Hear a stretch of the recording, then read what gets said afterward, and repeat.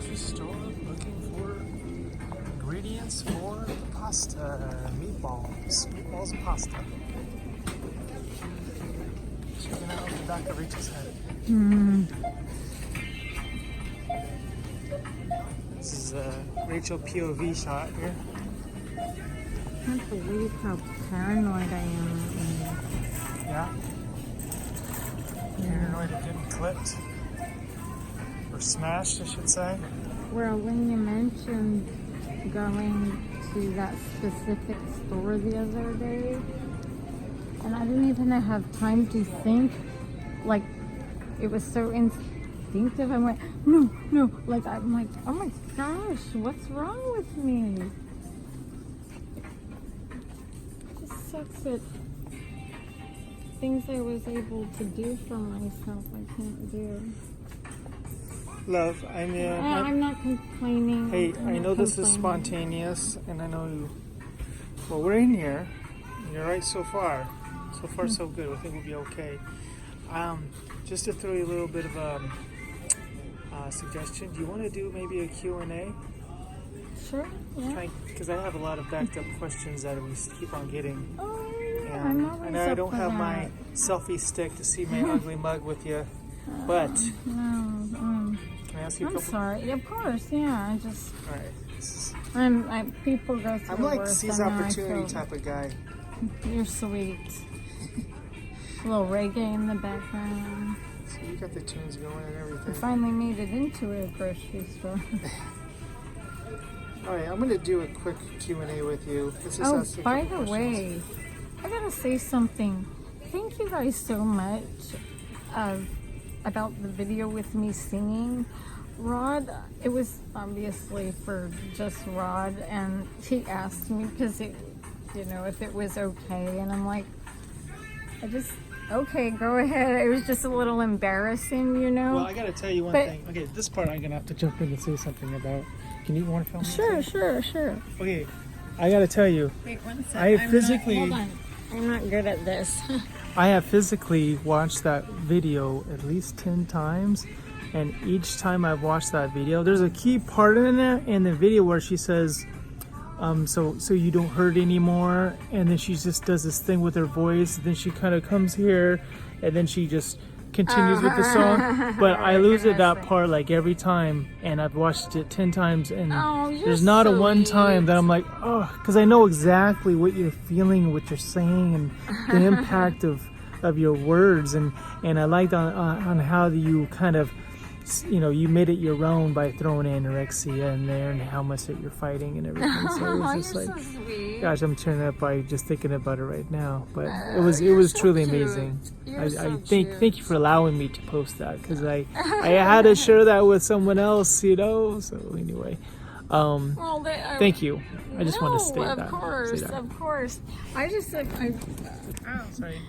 to be honest, I'm just, you guys didn't make me feel really embarrassed or anything, and I appreciate that. But no, he had asked me, and I'm like, okay, are you sure? So, thank you for being so nice about it. Anyway, I just wanted to do this Q&A with you. We don't have Yeah, let's just do a that. couple questions to cut through. I think it would be kind of a fun thing to Yeah. do. Reaching out to my family is always fun, for me. Here's a question of a newcomer that just started following about a week ago, and they said, I've discovered this like 10 minutes ago with your channel. She's asking, is it really that difficult to eat with anorexia? I mean, I'm not familiar with this all at all. But I've always wondered why anorexic people just don't eat normally, hope that you get healthy and well. But she's just asking, why don't you just eat? Okay, I don't get it. That's a really good question, and I'll tell you how, in my experience, I've understood it as I had some very awful things happen, and I'm not saying poor me, but there were some traumatic events that occurred, as well as some, comments, whatever, and because of what was happening, I got very self-conscious. And let's say it was something, let's say a sexual assault. Let's just use that as an example. I would feel like I don't want to be, subconsciously, I didn't want to be attractive to the opposite or same sex at all. I didn't want that kind of attention because bad things had happened. So it was really, subconsciously, I was just hurting myself because I felt I deserved it. And it's a bit of a victim mentality that I had to overcome, you know. And there was for me, there was so much guilt in swallowing food because that meant I was being nice to myself. And I can't be nice to myself. If it looked, I would describe it as this: if it looked like I was nice to myself, let's say give yourself a pat on the back, I would do it with claws. Let's say that wouldn't happen. So I didn't see anyone else this way at all. It was just very dark in here, and I would associate that with being attractive, and I didn't want that kind of attention anymore. And the guilt on top of it of continuing the abuse and that mentality, as well as the swallowing, felt that was taking care of myself, and that's not right. So I had a backwards thinking, if that makes sense. I hope it makes sense. And if it doesn't, please let me know. Thank you. Well, that was from Base Ventura. What was it, Mace Ventura? Base Ventura. Oh, Base Ventura, right on. Handle, I guess you want to Thank you so much. Yes, that was a very good question. This is from Nora Hagberg. What's up, Nora? She says, how did you learn to open up and show that you are struggling and such, instead of shutting people out and isolating yourself? Initially, I did isolate like crazy.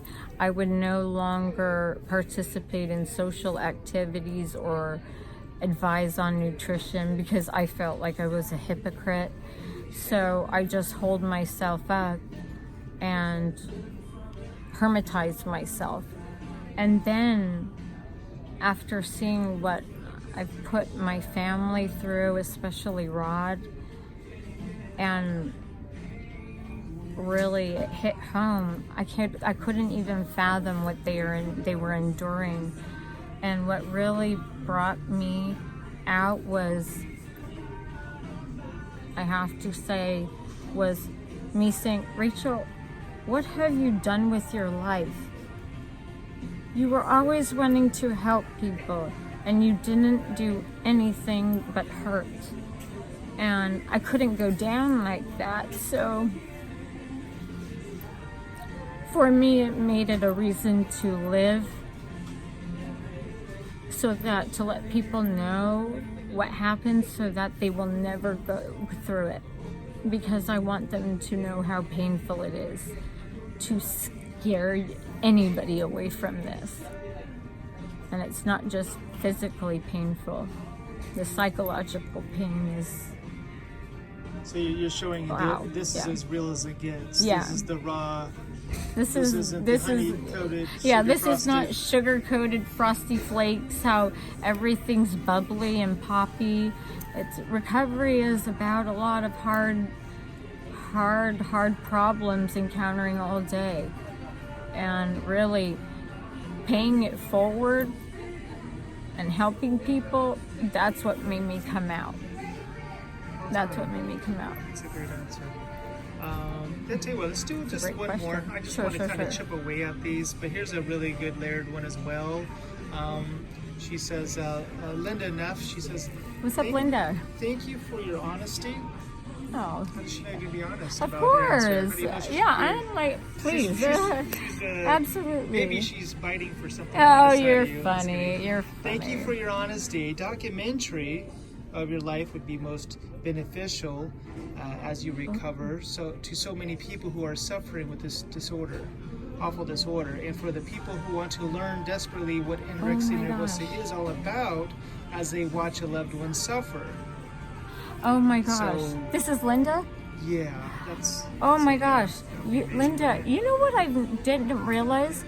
I've not even told you guys. I would say about 13, maybe 14 years ago on the onset, I wasn't really aware of the problem yet, but we were filming things. Oh, no, let me back up. What happened was, no, it was when I started realizing there was a problem. That's what it was. I looked for help online. And all I would see would be people talking about what they ate, you know, how physically they change. And I'm like, I couldn't find, but what about this stuff? I can't fix it. This is not working. I couldn't find anything on the psychological aspect. So I'm a type A, I guess you would say, personality of being independent, wanting to take care of things, you know, that overachiever. And what we did was, I knew in my head I was going to beat it, right? Because that's what I do, you know, I can overcome this, you know? And so I thought, well, maybe this might help somebody since there's nothing out there. And I knew I was going to get over it. I started filming bits by bits, and you will see like 13, 14 years of not just physical, but the psychological aspect. Like even interesting now, to show the transition of you going through the process, as opposed to you already being healed, and now you're just reciting, well, this is what the finish line looks like. Right. I don't want to just parrot the physical side. I want the physical side to be known. I'm not trying to trigger anybody, of course, but in the scientific side, there's so many different aspects that we have documented. But what's really hard is currently, you know, there's so much that goes on a daily basis, and you know, poor Rod does so much. He tries to get in filming where he can, but there's so much that goes on behind the scenes, and it's not always pleasant, you know. I mean, I'm sure you guys don't want to see me doubled over trying to digest food. Well, it's horrible a good, to bad, watch. and ugly situation to go through. So yeah, I'm trying to physically, you know, document with you as much as that I can. Absolutely, you do. You do. So I know. There's a lot of work involved. But Rod has like, I have to pump you, babe, because you have like 10 professions. That, you know what I mean? You're a filmer, editor, feeder, you know. Coincidentally, everything that I'm doing with you, like that, with cooking and filming, and I have a history with everything that I'm doing, coincidentally. Yeah. You know what I mean? So and also, can I add something about that documentary question? There are so many people who are more like Rod, right? Have a family member or someone they know. There's more of him than, let's say, there are of eating disorder there's people, more right? Rods out there than Rachael. Right? Yeah, right. You know what I'm saying?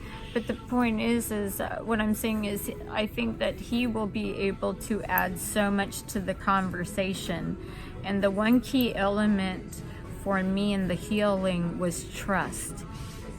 If I felt like there was like even a little white lie or something, I would obliterate the trust in my head of that person.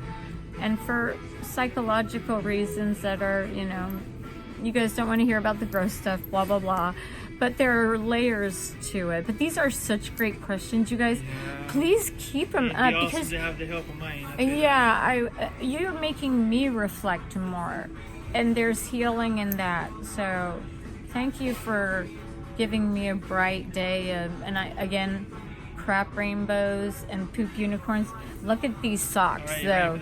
But these are the best socks ever. Blammo! Unicorn vibes, huh? Heck yeah. So we're keeping the theme going, guys. Keep crapping rainbows and pooping unicorns. We have things to get. I love you guys so much. Tomorrow, yes, right?